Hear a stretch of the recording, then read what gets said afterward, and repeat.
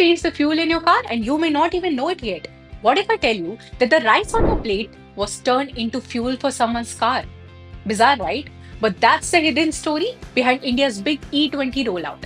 It is at every pump. But is it a green breakthrough or a costly mistake waiting to happen?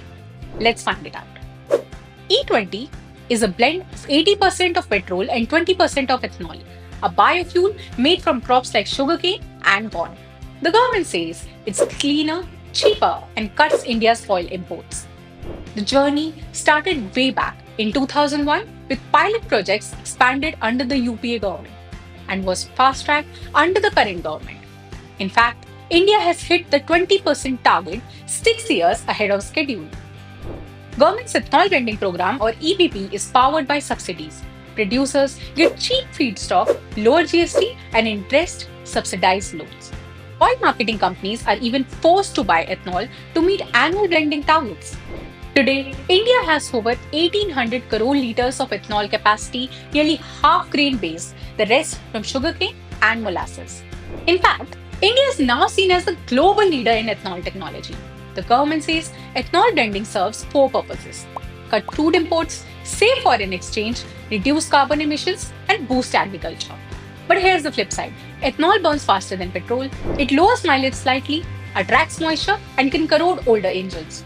All new cars today are E20 compliant, but older vehicles, not so much. Toyota warns using E20 is non-compatible cars could void warranties. Maruti is working on retrofit kits. Owners of cars older than 5 to 10 years are rightfully nervous.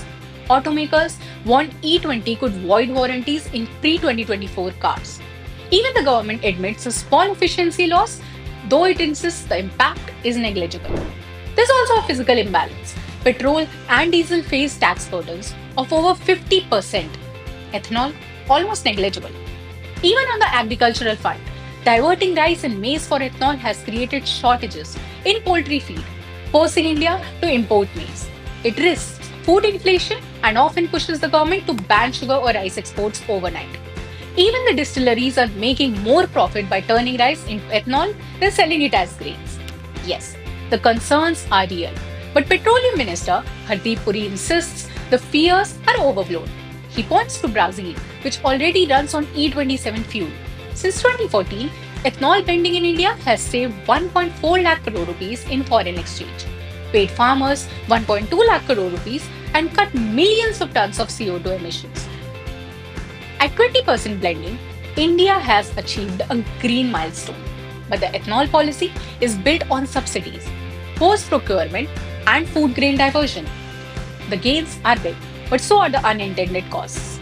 The question is simple: is ethanol really the fuel of the future, or are we risking food security for cleaner fuel? For more such videos, stay tuned to SME Futures.